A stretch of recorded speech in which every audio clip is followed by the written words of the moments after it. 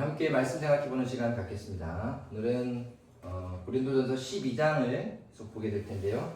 1절부터 12절까지 이렇게 끊었고요. 제목을 성령의 은사에 대한 바른 이해라고 했습니다. 우리가 알다시피 고린도전서 12장 하면 성령장 이렇게도 부를 만큼 성령의 은사에 대한 얘기를 하고 있고, 아마 많은 분들이 이 성경을 읽으면서 하나님 저도 이런 은사를 주십시오, 또는 나의 은사는 무엇일까, 뭐 은사 찾기, 다양한 어떤 프로그램들도 있고 막 세미나도 있고 했던 것 같아요. 자, 그런데 그보다 더 우선적으로 우리가 이 성령의 은사라는 이 어떤 용어, 그다음에 말씀을 오해할 수 있는 부분들이 충분히 있기 때문에 오늘은 이 성령의 은사에 대한 깊은 고민과 더불어 어떻게 보는 것이 바른 이해인가를 조금 원어를 살펴보면서 말씀을 나누고자 합니다. 자, 먼저 준비된 말씀 12장 1절부터 12절까지 한 목소리로 읽도록 하겠습니다. 아멘. 자, 우리가 물론 지금 세번역, 공동번역, 쉬운 성경 되게 많이 있는데요. 저도 이제 아저씨가 돼서 그런지 개역 개정이 조금 이게 입에 있거든요. 그리고 제 고정관념일 수도 있는데, 성경이 조금은 쉬운 성경으로 읽다 보거나 우리말 한글 성경을 읽으면 이해는 되는데 뭔가 하나님의 말씀 같지 않은 제 지극히 아주 인간적인 고정관념이 있어요. 하나님의 말씀이 왠지 조금 높고 뭐 이게 오래됐고 이러다 보니까 말이 조금 어려워야 괜히 그런 것 같은 느낌이 들거든요. 그러면서도 동시에 왜 말을 이렇게 놨을까 싶은 것도 있어요. 뭐 그렇지 아니할 수 없지 아니한다 이런 것 같은 느낌인데, 우리가 이제 뭐 부정의 부정은 강한 긍정 이렇게 얘기하는 것처럼 번역을 그렇게 한 이유는 그것에 대한 강조함을 나타내기 위함이니까 그렇게 이해하시면 좋겠고, 오늘 이 고린도전서 12장을 볼 때 우리는 지금까지 어디에 많이 집중을 했냐면 성령의 은사라고 하니까 어떤 은사들이 있는가에 훨씬 많이 집중했던 것 같아요.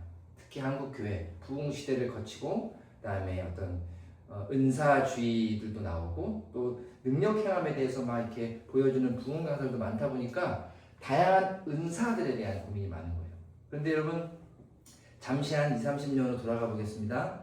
학교 다닐 때 이제 문제를 풀 때, 수능 문제라든지 학력고사 시대 등 간에 글의 문제를 풀 때 주제를 파악하는 게 되게 중요하다고 하는데, 그때 선생님들이 이런 얘기 했을 거예요. 여러분, 주제문이 이렇게 있고 그것을 뒷받침하는 문장들이 있습니다.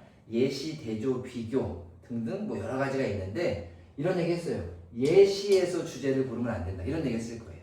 그러니까 예시라는 건 주제를 드러내기 위해 다양한 예시들이 있는 거예요. 그 예를 들어 이거. 자, 주제는 예를 들면 알파인데 예를 들어 A, B, C, D. 그러면 주제문을 고를 때 알파를 골라야지 A, B, C, D를 고르면 안 된다고 강사들도 많이 가르쳐요. 그 얘기는 주제 파악할 때 가장 중요한 건 예시 안에 있는 것에 매몰되면 안 된다 이거거든요. 근데 이 고린도전서 12장 오늘 우리가 읽은 말씀의 주제는 성령의 은사라는 키워드는 있지만 어떠한 은사들이 있는지에 대한 얘기를 하는 게 아니에요. 그건 마치 예시 안에서 주제를 고르고자 하는 것과 마찬가지예요. 그러니까 나는 여기에 나와 있는 예시들 중에 나는 갖고 있는 게 없어. 여러분, 예시는요 다 못 들어요. 그러니까 기타 등등 etc. and so on 이거 하는 거거든요. 근데 우리는 과연 어디까지 있는가? 성경에 나와 있는 은사는 뭐야? 뭐 영분별이야, 능력행함이야, 이렇게만 보면서 나는 이게 없는데 나도 이거 갖고 싶어. 너무 거기에 이렇게 매몰되어 있는 거예요. 한 발자국 좀 물러나서 오늘 이 고린도서 12장을 통해서 성령의 은사가 무엇이고 어떤 거고 왜 그것을 주시는지에 대한 주제를 보는 게 훨씬 더 중요하다는 겁니다. 그래서 이런 거 하나하나 언어를 살펴볼 수도 있지만 그거보다는 주제에 관련된 언어를 조금 살펴보고자 합니다. 첫째는 바로 신령한 것입니다.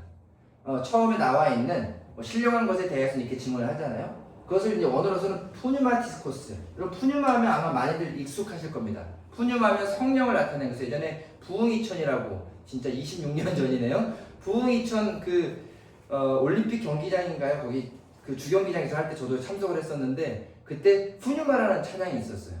성령에 대해서 막 찬양하는. 그래서 저도 그때 푸뉴마라는 단어를 알게 됐거든요. 그러니까 이 신령한 것이 사실 성령이라는 표현이 푸뉴마티스에서 온 거예요. 그래서 그걸 직역하면 영적인 것들이라는 뜻이에요. 근데 우리나라 사람들의 언어로 번역을 할 때 왜 신령이라는 걸 쓸까라는 생각을 좀 고민해 봐야 돼요. 우리나라에도 신령이 있거든요. 어디에 있습니까? 산에 가면 산신령. 네. 그러니까 우리나라 언어에 이 신령이라는 것에 대한 얘기를 했을 때 사람들이 이해가 있는 거예요. 옛날 어르신들은. 아, 약간 인간의 범주를 넘어선 어떤 그러니까 모호하고 설명할 수 없는 그러한 어떤 것들. 그러니까 신령한 것이라고. 우리 머리 생각으로 이해 안 되는 그런 거예요. 고차원적이에요. 라고 하니까 이 단어를 써야 되는 거예요. 근데 여러분 집에 가서 한번 해보세요. 네이버나 뭐 제미나이나 챗GPT나 신령이라고 친 다음에 이미지 검색하잖아요. 그러면 여러분 생각하는 그런 거 나와요. 약간 묘하고 막 흰색깔 있고 막 이렇게 이런 게 나와요. 근데 성령이라고 검색해 보세요. 그럼 뭐가 나오는지 알아요? 불, 비둘기, 뭐 바람 뭐 이런 식의 이미지가 나와요. 그러니까 이미지라는 건 당시 시대의 사람들이 이해할 수 있는 가장 근접한 어떤 거지 전부는 아니에요. 그러면 이 신령한 것을 어떻게 봐야 돼요? 영적인 것 내지는 뭐 성령 이런 건데 원어적으로 보자고요. 푸니마티코스. 결국 뭐냐면 은사를 나타내는 거거든요. 신령한 거. 성령과 관련된 모든 현상, 일, 사람, 은사 이렇게 번역이 되는 거예요. 그러니까 직역하면 영적인 것들이지만 이 푸니마티코스라는 것을 볼 때 그건 은사라는 뜻이기 때문에 성령에 관련된 모든 현상. 아까 우리의 이미지로 한두 가지로 나누는 게 아니라 전반적으로 성령에 관련된 모든 것, 모든 일, 모든 사람, 모든 은사가 다 푸니마티코스예요. 그래서 바른 이해, 우리가 신령한 것에 대하여서는 이라고 번역하기보다는 어떻게 번역하는 게 바른 이해냐면 성령께 속한 일들에 관해서 얘기를 해보자면 이런 거예요. 사도 바울이 얘기하는 건 지금 여러분들이 그 언급하는 당시에도 뭐 성령이니 뭐 지금으로 말하면 영적이다, 신령하다, 성령이다 막 등등 다양한 용어를 쓰면 자기의 이미지로 생각하는 그 사람들에게 여러분들이 고민하고 있는 그 성령에 속한 모든 일들에 대해서 내가 얘기를 해보자 하면 이렇게 시작을 하는 겁니다. 그러니까 우리가 고린도전서 12장을 이해할 때 가장 중요한 건 성령께 속한 일, 이 번역이 가장 좋아요. 성령께 속한 일, 성령이 관여하시는 일, 성령께서 행하시는 일, 성령께서 행하시는 일, 성령께서 행하는 사람, 성령께서 때로 행하는 어떤 은사, 일들, 현상 모든 것을 이야기하는 겁니다. 그러니까 우리의 삶에 다 들어있죠. 그 모든 것에 대하여서는 두 번째 은사라는 단어를 봐야 돼요. 이게 이제 카리스마라는 단어예요. 카리스마. 그러니까 우리 가끔 어떤 목사님 아주 카리스마가 있어. 그게 좀 잘못된 번역이거든요. 카리스마는 원어 카리스에서 온 거예요. 이게 은혜라는 뜻이에요. 그러니까 사실 카리스마틱 이래가지고 뭔가 카리스마적인 되게 능력을 행하고 소위 말하면 뭐 포스가 있고 이래 보이는 게 사실은요 은혜에서 온 거예요. 그래서 카리스마라는 단어를 해석할 때 능력의 차원보다 은혜로 주어진 선물로 번역하는 게 훨씬 귀한 거예요. 그래서 오해는 카리스마의 오해적인 해석은 이 사람이 특별한 재능이 있어서 무엇인가를 행하고 어떤 영적인 거, 내지는 신령한 거, 특정해 보이는 거, 우리가 이해하지 못한 어떤 것들을 행하는 어떤 어빌리티, 능력에 대해서 막 집중을 계속 해온 거예요. 그러니까 은사주의로 빠질 수 있어요. 신사도 운동도 다 거기서 온 거예요. 이 은사주의로 빠지면 안 돼요. 이 카리스마의 원어인 카리스로 돌아가야 돼요. 뭐라고요? 내가 소유한 능력이 아니라 은혜로 맡겨진 선물의 뜻이에요. 은사란 하나님이 나에게 전적으로 그냥 하나님 100% 다 은혜로 맡겨주신 선물. 자, 저는 이 단어에 집중해야 되는 거예요. 맡겨져 있다. 제가 오래전, 한 벌써 20년이 다 된 것 같아요. 처음 호주에서, 제가 호주 신학교를 A학교에 있다가 B학교로 옮겼는데, 처음에 A학교에 있을 때 영어가 너무 안 되고 힘들게 공부할 때인데, 그래서 그때는 수업 시간 앉아있지만 뭐가 별로 기억에 남아있잖아요. 그 중에 몇 가지 기억에 남아있는 거 제가 설교지에 참 얘기 많이 했어요. 그 중에 첫 번째가 기도 시간에 기도를 배웠는데 끝나고 나서 학생이 손들고 교수님 내가 지금 배운 대로 교수님을 위해서 기도해 주고 싶다라고 앞에 나가서 교수님 어깨에 손을 딱 얹으니까 교수님이 이렇게 조아리고 기도를 받았다는 얘기 했잖아요. 그러니까 저는 강의의 내용은 기억이 안 나는데 그 교수님의 행동이 전 강의의 전부였어요. 기도를 가르쳤으니 내게 배운 학생에게도 예수님의 이름으로 기도하는 것을 받아야 되는구나. 이걸 배운 게 제 인생에 엄청 컸고요.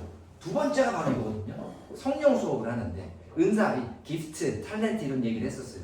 그럴 때 교수님이 학생들을 앞으로 부르더라고요. 그러면서 학생 한 3-4명을 딱 세워놓고 여기에 뭐 이렇게 박스 같은 거 하나 줘요. 자, this is gift예요. 예를 들면 이게 뭐 방언이에요. 그러면서 저는 성령이에요. 홀리 스피릿이 가가지고 A라는 학생이 줬어요. 그 다음에 요거는 뭐 병 고치는 은사예요. B라는 학생이 줬어요. 이렇게 나눠준 거예요. 그러면서 질문해요. 자, 이 원래 박스 누구 거예요? 했더니 다들 성령 거예요. 자, 그럼 지금 누구한테 있어요? 이 사람에게 있어요. 그러면 이제 이 사람에게 있으니까 이거 누구 거예요? 성령 거예요. 이 얘기를 하는 거예요. 그러니까 맡겨졌다는 건 여전히 소유는 주인은 성령님이시고, 자, 맡겨졌다는 얘기는 뭐예요? 다시 가져가실 수 있어요. 그러니까 되게 일시적이고 의도적인 선물인 거예요. 그러니까 우리가 어떤 은사나 어떤 이런 카리스마를 받았다고 했을 때 이거를 받았으니 영원하고 내가 원하는 대로 내 뜻대로 쓸 수 있다는 생각을 하는 순간 이리로 가는 거예요. 근데 그게 아니라 이거 왜 주셨지? 하나님 좀 뭐 하라고 주신 거예요? 아, 이거 하라고요? 라고 그것을 사용하는 통로 역할을 하는 게 맡겨주신 선물을 간직하는 삶이거든요. 이것을 이해하는 게 우리가 은사를 이해하는 건강한 방법이에요. 그래서 우리가 여러분 지금 갖고 계신 하나님 잠시 맡겨주신 은혜의 선물들이 있습니까? 우리는 방언도 있고 뭐 때론 통변을 하기도 하고, 저는 그래서 때론이라는 단어가 좋아요. 가끔 하나님 써먹으시는 거예요. 주님 쓰시면 쓰이면 되는 거죠. 한참 막 제가 막 뜨거울 때 진짜 손대고 기도하면 병이 막 났어요. 그럼 제가 그때부터 병원 차려야 될까요? 아니잖아요. 저한테 오십시오. 줄 서십시오. 손만 대면 다 났습니다. 그러면 뭐 돈 많이 벌게? 안 돼요. 그렇게 하는 순간 병 안 나요. 근데 정말 겸손하게 하나님 진짜 얘 났으면 좋겠어요. 저는 기도하며 병 나는 걸 철저히 믿고 경험한 사람입니다. 예수님 이름으로 선포하니 행하시옵소서. 그래 병이 낫는 거죠. 그걸 믿으니까. 받는 사람도 아멘하고 믿으니까. 근데 조금만 제 마음에 이거 있잖아요. 지난번도 됐으니까 이번도 되겠지. 안 나요. 안 나. 정말 하나님 보시는 거예요. 우리가 맡겨진 은사를 건강하게 사용할 수 있으면 좋겠습니다.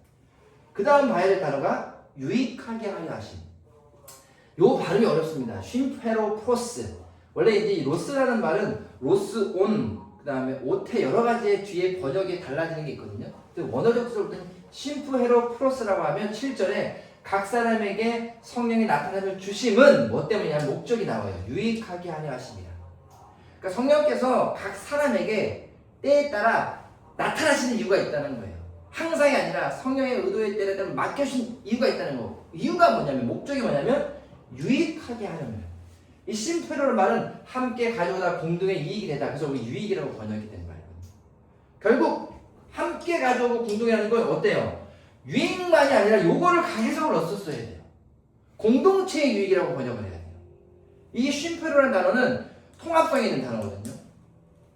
자, 유익이라고 하는 건 어때? 나 어떤 은사 주셨어? 나에게 유익, 이렇게 착각하는 거죠. 은사의 절대적 원칙은 공동체의 유익이에요.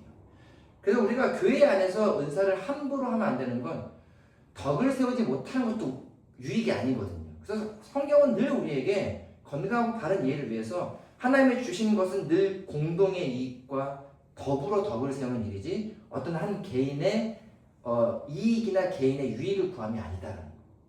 그래서 오해는 이걸 잘못 이해하면 개인의 영적인 과시가 될 수 있다는 거. 나에게 주셨는데 난 이거 있어. 당신은 없죠? 나는 이런 은사인데 이런 건 없죠? 라고 하면서 내가 얼마나 무엇을 받았는가 가졌는가, 내게 얼마나 많이 맡겨졌는가 생각하는 거죠. 바른 이해는 뭐라고요? 공동체 전체를 세우기 위함이라는 걸 기억해야 돼요. 그러니까 사실은 지난주에도 얘기했던 것 같은데 부유한 사람들이 이 노블리스 오브리지라는 사람들 생각이 내게 아주 잠시 거액의 돈이 맡겨졌다 생각한다는 거예요. 그래서 그런 사람들은 본인이 그걸 잘 사용하다가 자신이 이 세상을 떠날 때 다시 사회로 환원하거든요. 기부하는 거예요. 왜? 잠시 나에게 맡겨줬고 또 누군가가 맡아서 하십시오. 이게 되게 성경적 세계관이거든요. 근데 내가 많이 갖고 있고 내가 원하는 대로 내 거니까 날이 잘 보면 좀 주고 안 주면 안 주고, 그래서 저 좋은 일 하잖아요. 이건 근본에 출발이 잘못된 거예요. 다 원래 이분 건데 내게 맡겨진 거면 다시 돌아가는 그런, 그렇다고 여러분 죽을 때 다 재산을 환원하나 이런 얘기가 아니라 여기서 얘기하는 성경적 세계관이 그렇다는 거죠. 그러니까 하나님께 맡겨주신 은사와 선물 자체, 성령의 은사 자체도 늘 공동체 전체를 세우기 위해 사용해야 되는 거지 나를 과시하거나 나 이익을 사용하면 안 된다는 겁니다. 그래서 예수님이 기적을 행하시고도 다시 골방으로 가시거나 혼자 산소로 가셔서 기도하시는 이유가 사실은 스타성을 버리기 위함이거든요. 그러려고 오신 게 아니거든요. 필요에 의해서 병을 고치고 필요에 의해서 먹이고 살리시며 하시지만 나는 이거 하러 온 게 아니고 근본적으로 모든 일들을 구원하러 오신 일을 하기 때문에 다시 숨으시는 거예요. 왜? 사람은 보이면 그 능력의 그 어떤 과시로 보면 그 사람은 그것을 추종하고 싶거든요. 그러니까 제자들도 이분이 유대인의 왕 되면 우리 한 자리 하겠다 이렇게 생각하는 거죠. 그래서 우리도 다를 수 없습니다. 늘 유익하게 하려 하십니다. 내게 오늘 주신 나의 모든 것, 성령에 속한 모든 일, 행동, 사람, 현상 모든 것들이 하나님이 나를 통하여 내가 속한 공동체를 유익하게 하심이라는 것을 기억하고 사용하실 수 있는 여러분들은 좋겠어요. 자, 그 다음이요. 바울이 진짜 배운 사람 같아요. 성경을 보다 보면 여러분 우리가 삼위일체론에 대해서 부인하시는 분들이 있어요. 그것을 우리는 뭐 정통파 이런 얘기는 조심스럽긴 하지만 대부분의 개신교 기독교라면 삼위일체를 인정하고 중요한 교리적으로 봅니다. 그러나 개신교 기독교라고 얘기하는데 삼위일체를 부인하는 것은 저는 이단이라고 보거든요. 저는 머리로 이해할 수 없는 이 삼위일체 트리니티의 이론이 어렵지만 저는 믿음으로 믿는 사람입니다.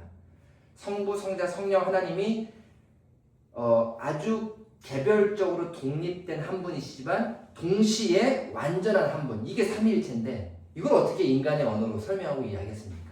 저는 이렇게 얘기해요. 전지전능한 하나님께서 인간의 언어로 설명되면 믿지 마십시오. 이렇게까지 얘기하거든요. 우리의 말과 언어로 원래 설명 안 되는 거잖아요. 최대한 노력하는 거지. 어쨌든 바울도 이 트리니티 신앙을 갖고 있었다는 거예요.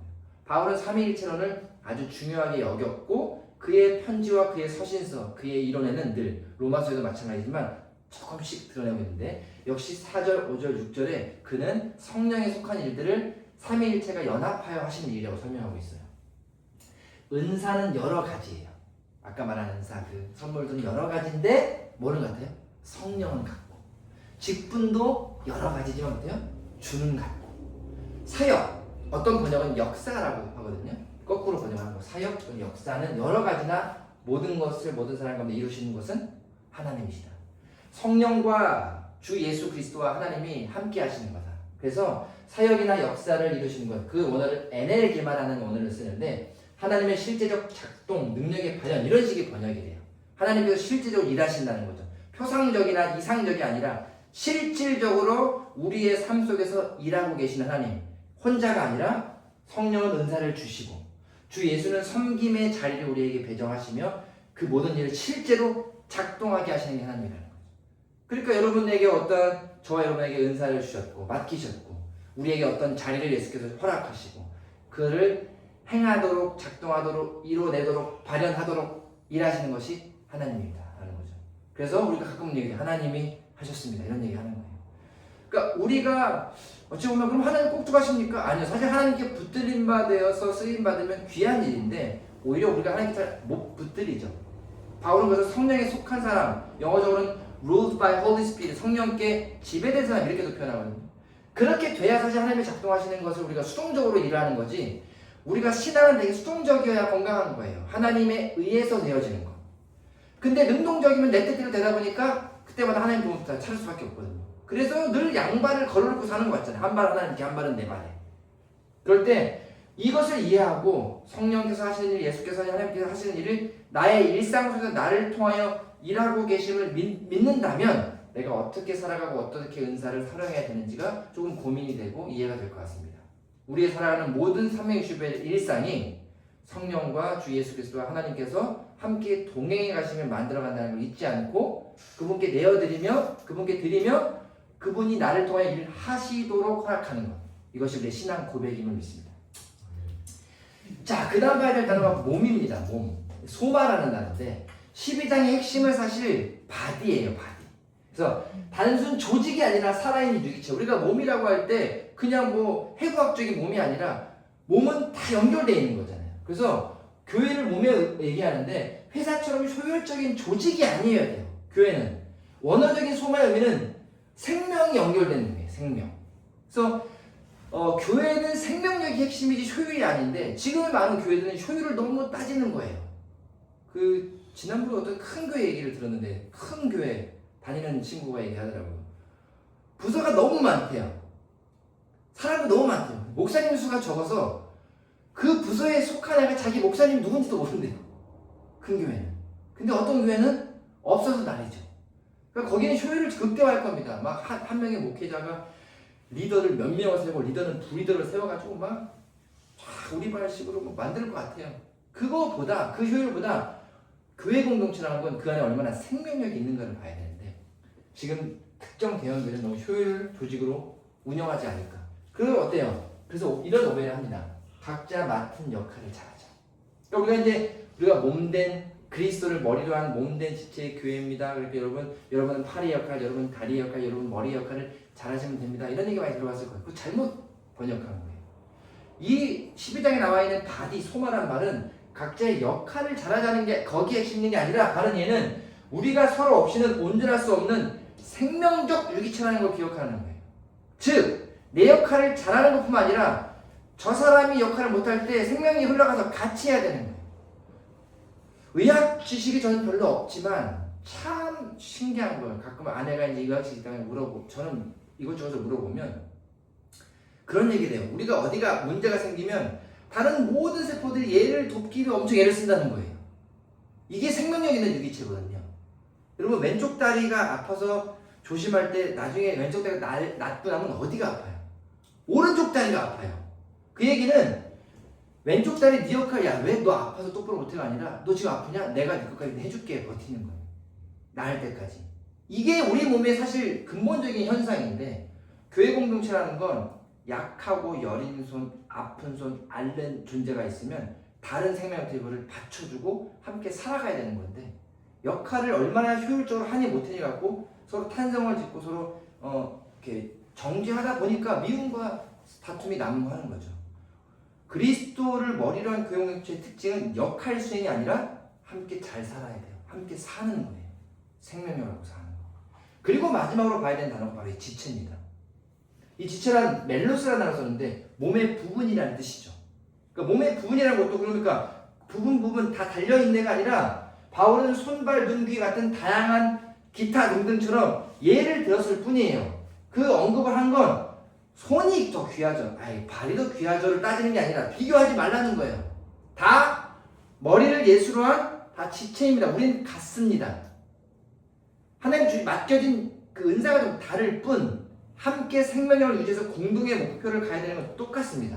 그래서 오해하지 말아야 될 건 무엇이 더 우월하거나 무엇이 열등하다라고 보는 관점을 정말 가지면 안 돼요. 근데 지금 이 하이라키는 여기서 만들어진 거예요. 직분에 따라서 우월하고 열등하고 신앙의 연수에 따라서 우월하고 열등하고 헌금의 양에 따라서 우월하고 열등하고 헌금의 양 그들의 직분에 따라서 뭐 VIP, VVIP 이런 거 만들어 놓고 그 다음에 교회 활동을 얼마나 열심히 했는가 어떤 신앙의 공동체 얼마나 조금 협조적인가 봉사를 얼마나 많이 하는가에 따라서 우월하고 열등하고 심지어 이분의 직업이 뭐냐에 따라서 직분을 준이 많이 하고 이런 거는요 정말 성경적이지가 않습니다. 어떻게 이해되느냐? 다양성은 몸이 살아있다는 증거라는 거예요. 하나가 아니에요. 몸이라는 건 다 다양하게 하나님의 형상대로 지은 것은 형상이 딱 존재하려면 그 모든 다양성이 단 하나라도 없으면 안 돼. 다 필요한데 그게 다 필요한 이유가 바로 살아있다는 증거라는 거죠. 어느 거 하나 빠지면 안 되나요? 그게 완전한 증거이죠. 그래서 우리가 예수를 머리로 한 몸의 지체로 우리에게 맡겨진 성령의 은사를 잘 사용한 것은 바로 이 몸이라는 지체라는 것을 인지하는 생명력에서 오는 거예요. 그럼 오늘의 이 12장의 말씀을 우리가 건강하게 이해한 아까 은사의 하나하나 예시해 보지 않고 전체적인 주제와 큰 틀에 바울이 우리에게 하고 싶은 핵심의 단어를 요약을 하면 저는 오늘 이렇게 번역하는 게 좋을 것 같다고 결론을 내고 싶습니다. 성령께 속한 일들에 관해서는 우리가 어떻게 이해하면 좋냐면 은혜로 때에 따라 맡겨진 선물이니 과시하지 말고 공동체를 세우기 위해 사용하며 삼위 하나님께서 동역하시듯 한 몸이 되어 살아있는 생명력을 드러내는 지체들로 살아가야 한다. 이게 우리가 예수 믿고 사는 교회로 부름받는 사람의 모습이 아닐까 싶습니다. 아멘. 교회라는 건 세상이 만들어놓은 틀과 어떠한 형식을 갖춰서 지금 운영되고 있긴 하지만 성경이 말하고 있는 교회 현실은 그것은 어떤 하나의 예시고 일부분이고 하나의 모습일 수는 있어요. 2026년에 가장 효율적인 모습일 수는 있어요. 하지만 본질적인 모습은 아닐 수 있습니다. 우리에게 맡겨진 본질적인 모습은 교회로 부름받은 저와 여러분들이 교회로 살아갈 때 함께 사는 사람들과 서로 지체, 생명력 일치하는 지체로 서로가 서로를 세워주며 함께 살고 함께 살아내며 맡겨주신 지금이 맡겨주신 은사를 건강하게 잘 사용해 가면서 하나님이 나에게 하시는 일들을 돌아보고 감사하고 묵상하며 나의 오늘을 살아내는 것 그게 훨씬 중요한 일이라는 거예요. 죽음에 이르는 그 순간까지 나를 부르신 하나님 앞에서 내가 그 삶을 사는 것 생명력이 다하도록 내가 생명력을 통하여 또 다른 생명력을 얻도록 하는 것, 그게 진정한 성령의 은사라고 생각합니다. 여러분의 삶 속에, 여러분의 일과 속에, 여러분의 일터와 가정과 여러분의 모든 지역 속에 생명력 있는 여러분으로 하여금 생명의 또 다른 생명력을 낳을 수 있는 그런 건강하고 능력 있고 은사 많이 맡겨서 잘 사용하는 건강한 그리스도인이 되기를 간절히 바라고 기도하도록 하겠습니다.